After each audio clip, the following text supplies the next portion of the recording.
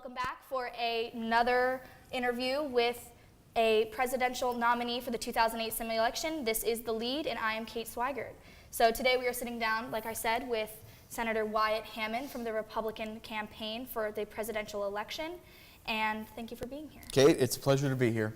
So let's just start off right away.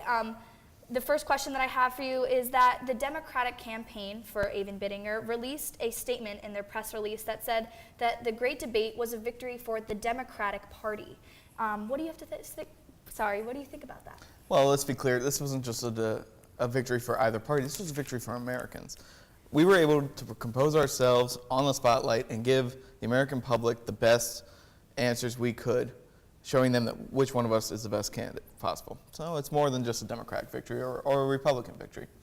I agree with that, and I think even when I spoke to Aven Bittinger last week, he stated the same thing, saying that it wasn't necessarily always polarization between the Republican and the Democrats, but rather working together and working for the American people above all. Speaking of the American people, you said in your rally a couple days ago that you supported blue-collar workers and wanted to focus on tax cuts for the lower and middle class. Can you tell me a little bit more about that? Well, to me, the American people know how to spend their money better than the federal government does.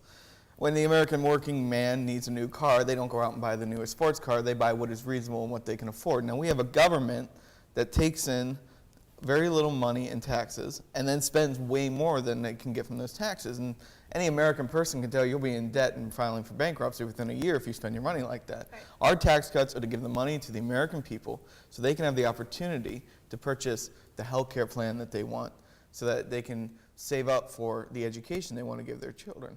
My Democratic opposition, they want to force feed their health care to everybody. They want to rule out all chances of choice. That's interesting.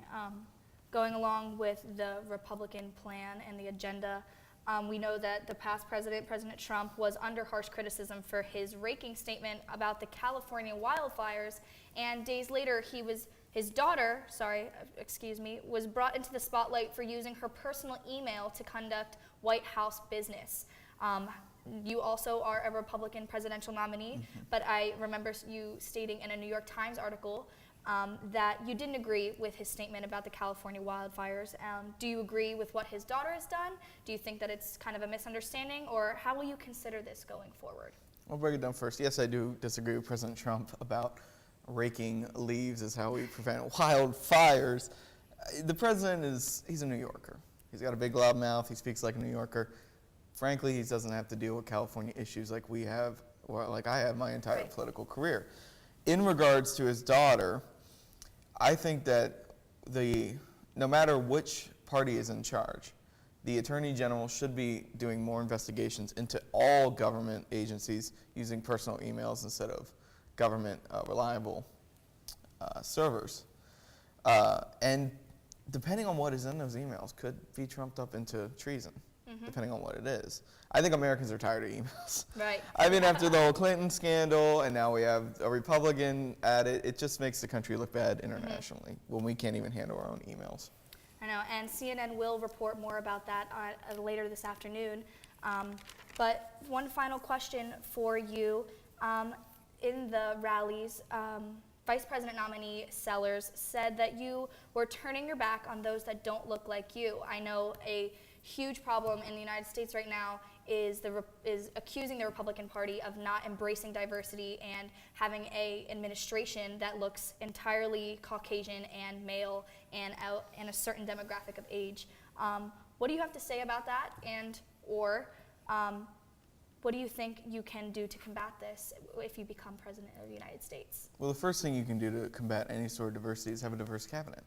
The cabinet is the face of the entire administration. And the idea that Republicans are somehow not for diversity or are all white and Caucasian, it's not true.